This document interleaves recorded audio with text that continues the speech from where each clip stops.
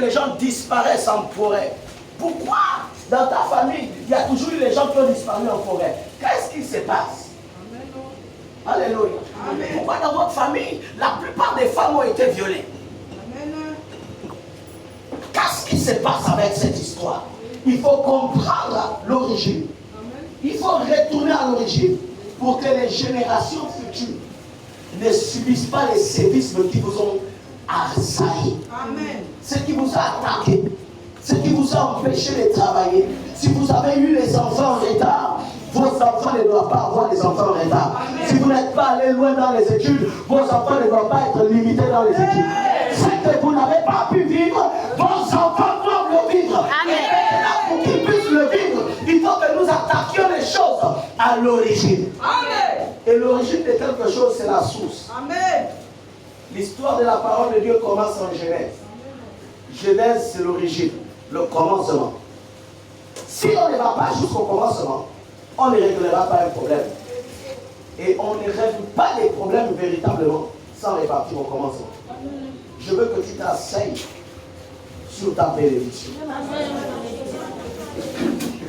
Alléluia.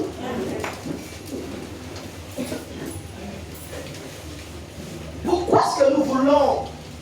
Quelqu'un m'a dit, un père de la ville m'a arrêté, m'a dit: tu es trop jeune pour régler les choses comme tu les règles. Si tu commences au ministère comme ça, après tu feras quoi? Et je lui ai répondu: mais je commence au niveau que vous m'avez donné. Amen. Amen.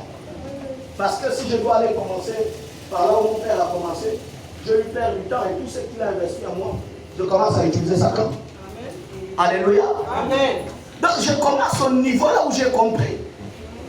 Et c'est à partir du niveau là où j'ai compris qu'une autre génération de compréhension aussi s'intronise. Alléluia.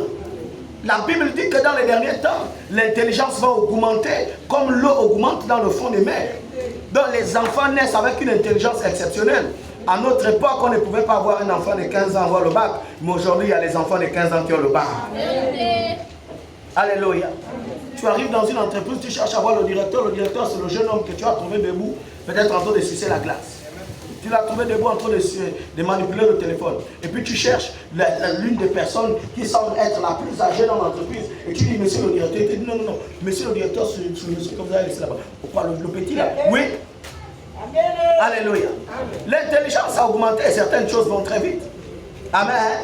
Tu vois une jeune fille, elle est petite, et puis tu vois elle a l'alliance, elle est mariée. Elle s'est précipitée, pourquoi? Non, l'intelligence a augmenté.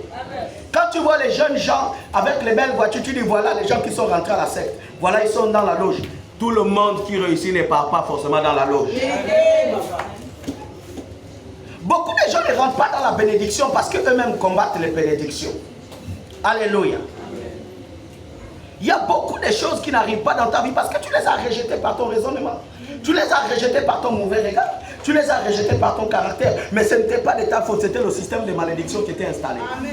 Le système de malédiction a pour objectif de rejeter la bénédiction, de rejeter la grâce, de rejeter la faveur, pour te garder dans une position de médiocrité, Amen. Dans une position de pauvreté, dans une position de fragilité, dans une position d'humiliation.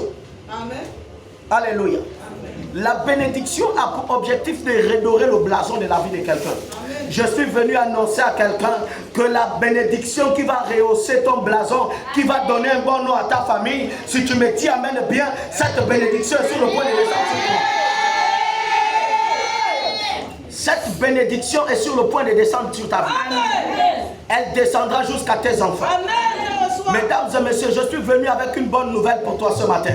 Il est écrit dans le psaume 115, le verset 15, que le Dieu qui a fait les cieux et la terre te bénira lui-même. Mesdames et messieurs, si votre famille ne vous a pas transmis un héritage, si votre famille ne vous a pas transmis une bénédiction, Dieu lui-même, ce matin, qui a fait les cieux et la terre, qui a créé votre vie, celui qui a créé toute bénédiction, tu me dis amen et il vient te bénir lui-même. La manière que tu me dis amen, tu m'empêches de décoller.